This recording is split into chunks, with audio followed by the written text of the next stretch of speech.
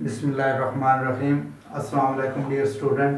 बेटे अभी जो आपको लेक्चर डिलीवर किया जा रहा है वो है ET213 डीसी मशीन, जो इलेक्ट्रिकल सेकंड ईयर का एक सब्जेक्ट है। और कल हमने इस लेक्चर दिया था power stages of DC generator के हवाले से। आज हम इसकी कैलकुलेशन स्टार्ट कर रहे हैं power stages of DC generator की। तो इसमें बेटा क्वेश्चन नंबर 1 है, इसमें सुन लें। क्वेश्चन नंबर 1 है, a shunt generator supplies 100 amperes at a terminal voltage of 200 volt। एक शंट जनरेटर है, जस्ट लाइक दिस। आपको ये फिगर बनानी है बेटा। ये आर्मेचर हो गया, this is your shunt generator. इस साइड पे आपका लोड लगा हुआ है। अब यहाँ पे फिगर जो डाटा दिया वो लिखते हैं। The shunt generator supplies 100 ampere at a terminal voltage of 200। यहाँ पे 100 एम्पेयर करंट फ्लो कर रही है बेटा, और लोड वोल्टेज है 200 वोल्ट, टर्मिनल वोल्टेज 200 वोल्ट।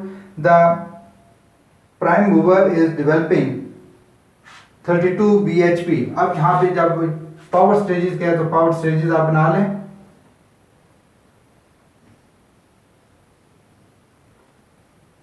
तो ये याद रखिएगा, ये पावर स्टेजेस हर क्वेश्चन का हिस्सा होगा और आपने इसी हिस्से में आपने ये चीज़ें पुट करनी है।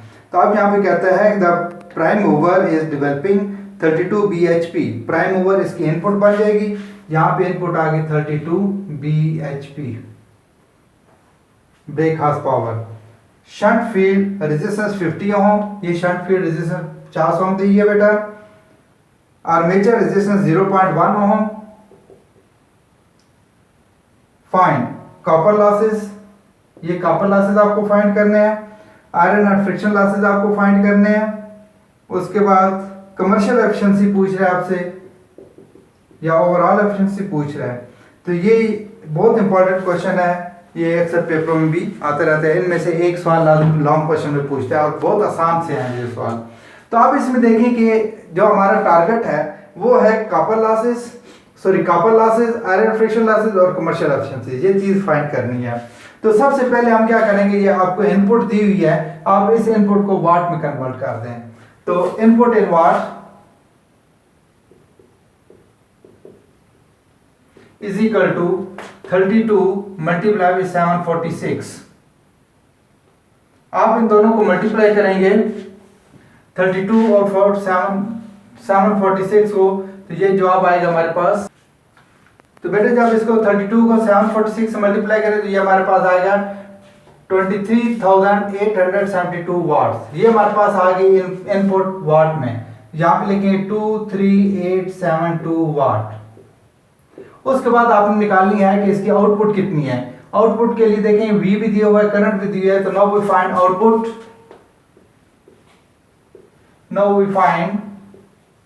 आउटपुट। आउटपुट क्या आ जाएगी, VI।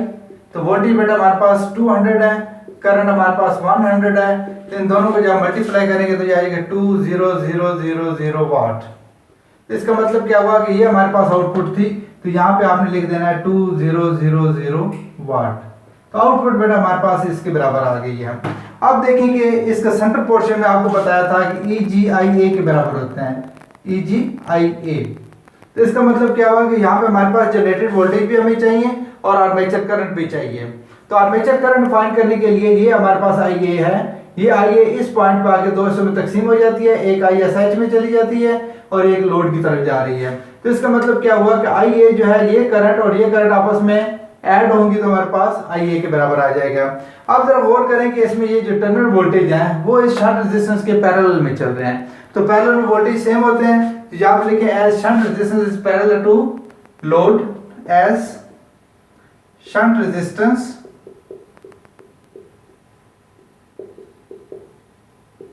is parallel with load, therefore voltage are same।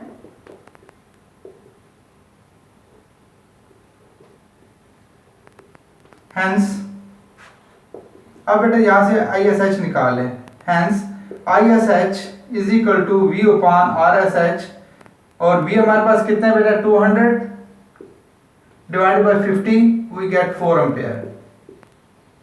तो यहाँ पे ये ISH आ गया हमारे पास 4 एम्पियर के बराबर है। अब आप IA निकालें। Now we find IA।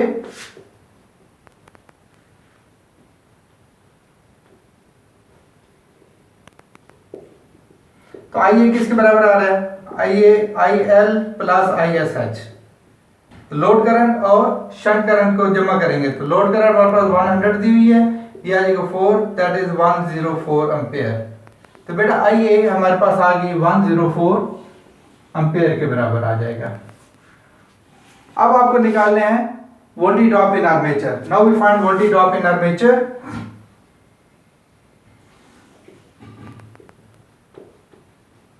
In armature तो वोल्टेज ड्रॉप इन आर्मेचर बराबर होता है IaRa। IA कितना है बेटा? 104 इंटू RA कितना है? 0.1। जब इनको मल्टीप्लाई करेंगे तो ये आ जाएगा 10.4 वोल्ट। ये EG, ये वोल्टेज ड्रॉप इन आर्मेचर आ गया। अब आपको निकालना है EG यानी generated voltage. Now we find generated voltage EG। तो EG किसके बराबर आता है बेटा? EG is equal to terminal voltage plus voltage drop in armature. तो टर्मिनल वोल्टेज हमारे पास 200 दी हुई है, वोल्टेज ड्रॉप इन आर्मेचर 10.4 आया, तो ये चीज आ जाएगी 210.4 वोल्ट। ये EG की कीमत आ गई है।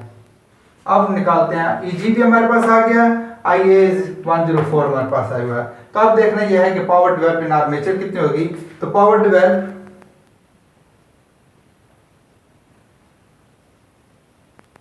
इन आर्मेचर इज, वो किसके बराबर जाएगी? EGIA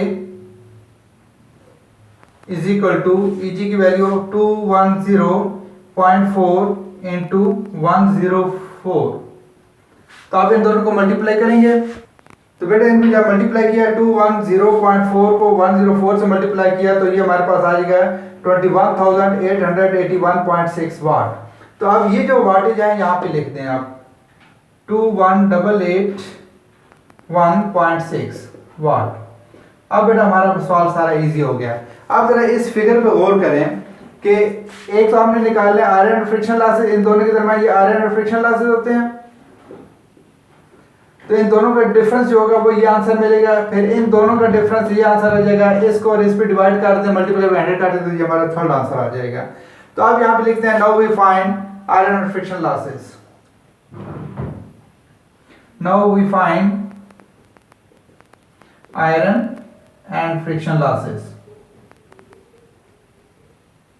which is equal to EGIA, या इसको ऐसे लिख दें कि ये हमारा पोर्शन A बन गया, ये पोर्शन B बन गया, ये पोर्शन C बन गया। तो अब आयरन फ्रिक्शन लॉस है क्या? B minus A, which is equal to B minus A कर लें तो B कितना आया? 2188, sorry A minus B, A minus B करना होगा, A minus B, that is 23872 minus 21881.6। तो अब इसको इसमें से वो माइनस करेंगे तो बेटा जब इसमें से ये चीज लेस करेंगे तो ये हमारे पास आएगा 1990.4 वाट। ये हमारे पास पहला आंसर आ गया, ये आयरन और फ्रिक्शन लॉसेस होंगे। वो यहाँ पे आप लिख दें क्वेश्चन मार्क की जगह, ये आपको आंसर मिल जाएगा 1990.4 वाट के बराबर आ जाएगा। तो अब आपको निकालना ये है कि कॉपर लॉसेस।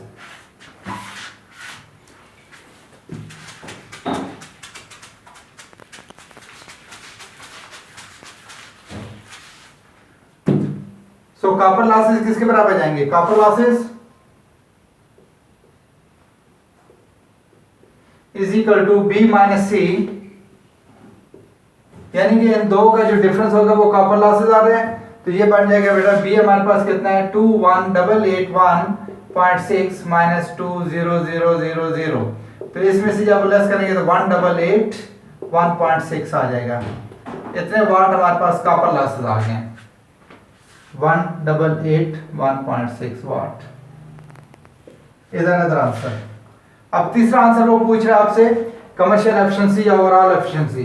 तो कमर्शियल एफिशिएंसी आपको पता है कि commercial efficiency is equal to C by A multiply by 100। सी हमारे पास कितना है, वो है 20,000 डिवाइडेड बाई 23,872 मल्टीप्लाई भी आप 100 करेंगे।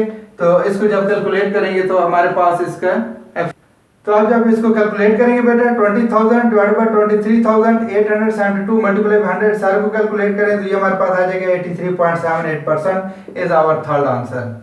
तो ये है था बेटा न्यूमेरिकल नंबर 1। तो इसके बाद क्वेश्चन नंबर 2 जो है वो हम देखते हैं। इसमें बेटा क्वेश्चन नंबर 2 जो है इसको जरा गौर से सुन लें। आपके पास किताबें भी हैं, किताबें में देख लीजिएगा। Shunt generator supplies 195 ampere at 220 volt. इसमें यहाँ पे डाटा देता हूँ, ये भी शंट जनरेटर है और कहता है कि 195 एम्पेयर इसमें से करंट जा रहे हैं एट 220 वोल्ट। यहाँ पे 220 वोल्ट हैं। आर्मेचर रेजिस्टेंस 0.02 ओम, ये इसने बता दिया। शंट फील्ड रेजिस्टेंस 44 ओम, ये बेटा आएगा 44 ohm. If the iron and friction losses amount to 1600 watt. अब यहाँ पे इसने चेंजिंग की है थोड़ी सी। यहाँ पे कहता है कि आयरन फ्रिक्शन लॉसेस जो है वो उसने इनपुट नहीं दी, बल्कि उसने क्या किया, यहाँ पे आयरन फ्रिक्शन लॉसेस बता दी हैं ये चीज।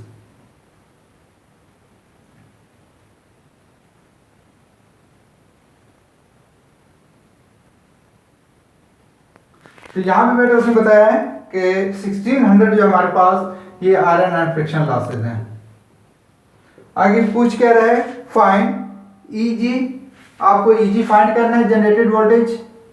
एक तो ये चीज आपसे पूछ रहा है, कॉपर लॉसेस आपसे वो पूछ रहे हैं, और BHP of the engine input आपसे पूछ रहे हैं, ये भी आपने फाइंड कर लेनी है। और commercial and electric commercial efficiency और इलेक्ट्रिकल एफिशिएंसी, कमर्शियल एफिशिएंसी और इलेक्ट्रिकल एफिशिएंसी ये भी आपसे पूछ रहे हैं।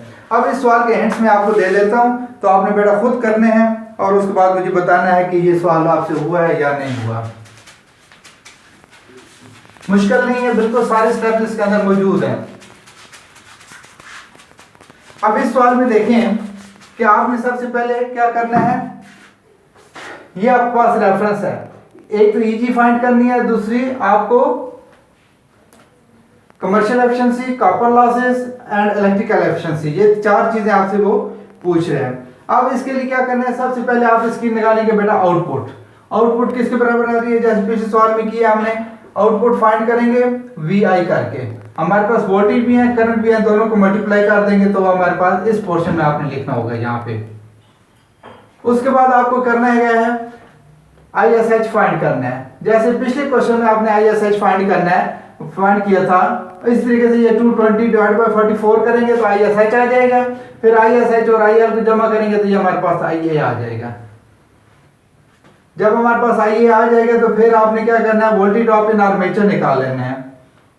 यानी कि वोल्टेज ड्रॉप पहले आपने ISH निकालना है, ISH is equal to V upon RSH करके, ये वोल्टेज दी हुई है, ये वोल्टेज डिवाइड बाय 44 करेंगे तो हमारे पास ISH आ जाएगा। उसके बाद आपको IA निकालना है, that is IL plus ISH करके। तो ISH की ये वैल्यू, IL की वैल्यू 195, ये दोनों ऐड करेंगे तो IA आ जाएगा। उसके बाद आपने voltage drop in armature find करने हैं, दैट इज IARA। इसमें IA भी है, RA भी है, इन वोल्टेज ड्रॉप निकल आएंगे। उसके बाद बेटा आपने EG फाइंड करनी है। तो EG का फार्मूला पिछले क्वेश्चन में भी ये बताया था कि terminal voltage plus voltage drop in armature. तो इन दोनों वोल्टेज को ऐड करेंगे तो हमारे पास EG आ जाएगा, ये हमारा पहला आंसर भी हो जाएगा। जब EG आ जाएगा उसको IA से मल्टीप्लाई करेंगे तो EG IA यहाँ पे लिख दें। अब इसमें ये वोल्टेज, ये पावर ऐड करेंगे तो हमारे पास इनपुट आ जाएगी। तो अब यहाँ पे इनपुट किसके बराबर आ जाएगी, input is equal to EG IA plus iron and friction losses. तो ये बेटा दो चीजें जब आप ऐड करेंगे तो हमारे पास क्या आ जाएगा, इनपुट आ जाएगी, ये हमारा आंसर आ जाएगा। उसके बाद आपको क्या निकालना है, copper losses. Copper losses output भी हमारे पास है EGIA, तो EGIA में से ये निकाल दें तो यहाँ पे कॉपर लॉसेस किसके बराबर जाएंगे, दैट इज बेटा B माइनस C करना है। V माइनस सी कर देंगे तो हमारे पास ये आंसर आ जाएगा कॉपर लॉसेस वाला। उसके बाद आपको निकालना है कमर्शियल एफिशिएंसी और इलेक्ट्रिकल एफिशिएंसी। तो कमर्शियल एफिशिएंसी के लिए फार्मूला है C/A मल्टीप्लाई पे 100 करेंगे तो ये हमारे पास कमर्शियल एफिशिएंसी आ जाएगी। और जब इलेक्ट्रिकल एफिशिएंसी फाइंड करनी है तो electrical efficiency is equal to C/B करना होगा। C/B मल्टीप्लाई पे 100 करेंगे तो ये हमारे पास चौथा आंसर आ जाएगा। तो ये सवाल बेटा आपने खुद ट्राई करना है, ना हुआ तो मुझे बताइएगा, व्हाट्सएप कर दीजिएगा। Thank you, Allah Hafiz.